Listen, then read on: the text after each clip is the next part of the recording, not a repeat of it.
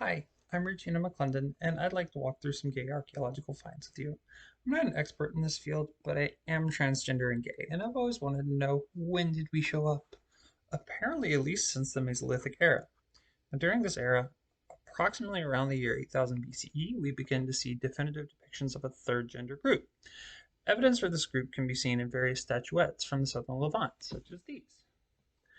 The erect phalluses and appearances of breasts seem to denote intersex people, specifically, and what the exact nature of their place in the tribe is unfortunately lost to time. Some 3,000 years later, we have entered the Neolithic era.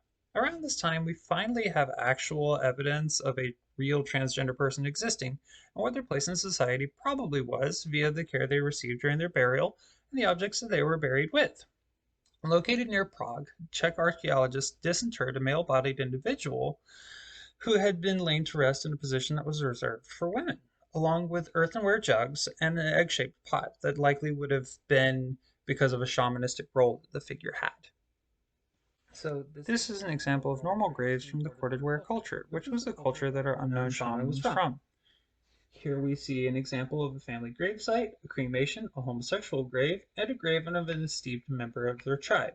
Our transgender friend was likely in some sort of religious officiator capacity due to the markings found on the pottery at the gravesite. And here we see a collection of markings that indicate gender and tell stories through a variety of hash marks, not unlike other runic alphabets, such as the Celtic Ogham. This now takes us to the Bronze Age.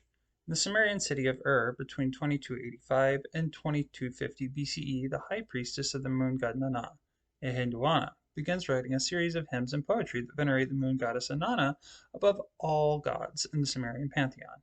It's the earliest record of transgender mythos, as evidenced by this passage from her poem Passionate Inanna. To create, to destroy, to tear out, to establish are yours, Inanna. To turn a man into a woman and a woman into a man are yours, Inanna. Eheduana is also the first person to ever put her name on a literary work, and her hymns and poems become so well known that they become the basis for almost all other written religious works and ideas, including the creation of the Canaanite god El, who later becomes known as the Hebrew god El Shaddai, and is another name for the Judeo-Christian god. In addition to this, an order of intersex and gender nonconforming priests and priestesses known as Gala dedicate themselves to the worship of Inanna around this time, as it is believed that they were specifically made for Inanna by the Sumerian water god Enki.